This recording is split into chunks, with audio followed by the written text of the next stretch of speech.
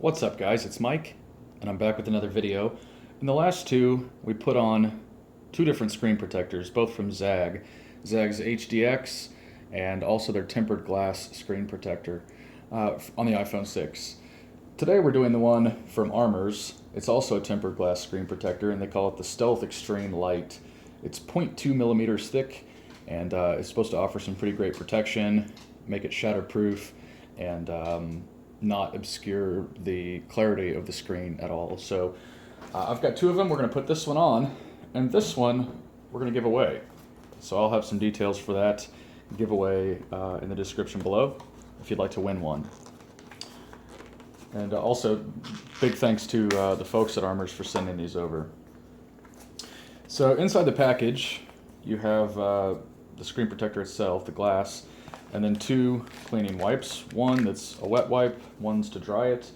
We'll go ahead and set the packaging aside. And we'll just do that real quick. I've just taken the screen protector that I had off, so it should be fairly clean, but we'll do it anyway. There's nothing worse than getting all the way through this process and finding out you've got a hair or a small piece of dust or something trapped on the screen. As for the Zag screen protector that I just took off of here, I've been hearing some complaints that there was some chipping around the edges, some hairline cracks, things from folks about that. And I had mine on for a few weeks and didn't notice any of that. I don't usually use a case with my phone. I have a few, but I honestly just like the look of it and the feel of it without it. So I don't typically use one, meaning the screen protector and the phone itself takes a little bit more wear and tear.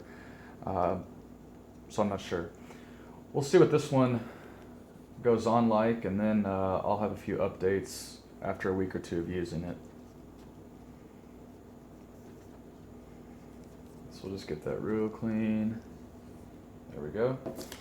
The application process on the Armorz Shield is pretty similar, and they do give some instructions inside the package. We'll go through those real quick. You peel off the protective backing, which exposes the adhesive side. You line it up, and then you start pressing it firmly down on the screen, onto the surface to stick it gently.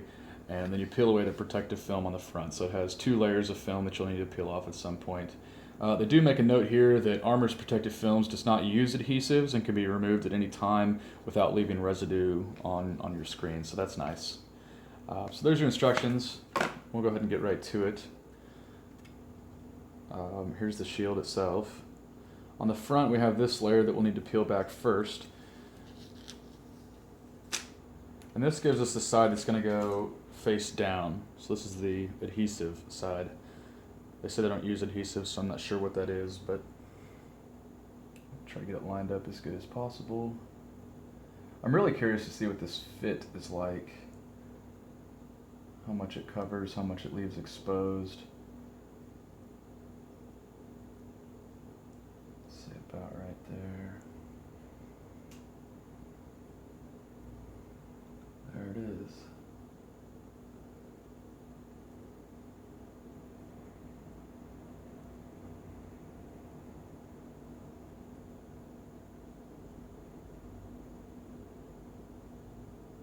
So we'll chase some of these air bubbles out.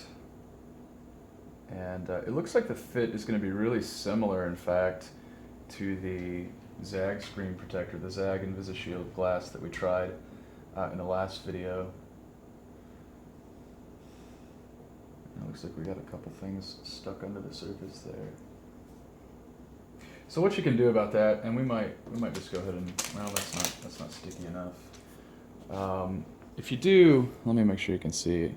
Yeah, if you do end up with some little spots like this, it's usually because there's a speck of dust. What you can do is peel this back very carefully. Make sure not to touch the bottom side, then you get fingerprint oil under there. But you can pull this back off, and with just some tape, Scotch tape, here, we'll just do it because I'd like to get this on right.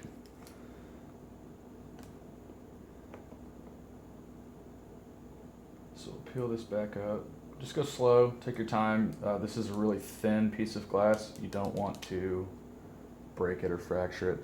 Take a piece of tape though, and those spots were in this general area, and so we'll just apply this tape, see if we can't get that off. Whatever it was that was under there. I think there was another one over here. I think there was something down here in this corner. Let's see if that makes a difference.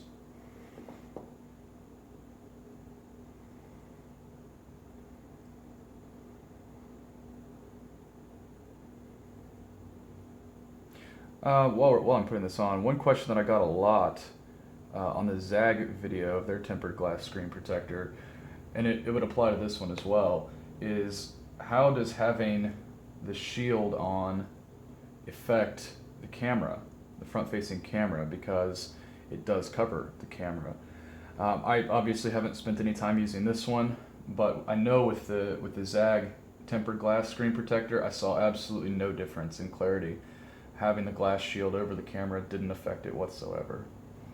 So I'm hoping and I'm assuming that that'll be the same case with this one.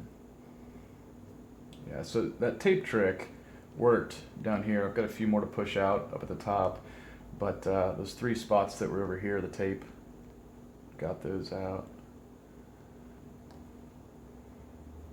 Oops, let's turn that back off. I'm not sure if I missed one or if I added one, because we have another one right there in the middle.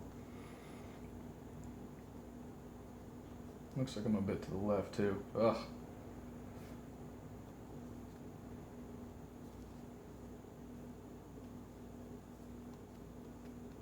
So definitely not a perfect application on my part. I'm a little off-centered to the left. But let me come behind the camera here and try to give you a real good view of how much this covers. So, again, keeping in mind that it's my fault that this is off-centered, you do have a decent amount, even when it is centered, you're going to have a decent amount on both sides that are still going to be exposed. I'm assuming that that's to make this screen protector case-friendly, so that when you have a case on it, there's that overlap that kind of spills over onto the display part. In theory, that should match up to where the edges of this leave off. And again, absolutely my fault that it's off-centered, but those gaps on either side here and here would be more even. Yeah, I definitely got something into there. So you'll just have to spend just a little bit of time after you apply this working these bubbles out, and I'll do that. But anyway, that's the application process. If you have steadier hands than I do, and you're also not doing it in front of a camera, you shouldn't have any trouble putting it on. I think there should be one more film that we need to take off of here. I didn't feel it though. Well, either way. There we have it. It's on. It doesn't affect any of the touch sensitivity, mostly because it is so thin, and it feels the same as without having a protector on it at all. It feels nice. It's slick. It's not that rubbery, textury, grippy surface. I will say that this takes a little bit of getting used to when you put your finger down here on the home button, because there is a raised lip around where that leaves off. So that'll take a little bit of getting used to, but this is definitely a nice solution. I'll post some links in the description below as to where you can find these. I'll hunt down the best price and get those for you. If you have any questions, feel free to leave them in the comments. You can also get me on Twitter. I'm at MBCHP. And so until the next video, that's all I've got for today. Peace.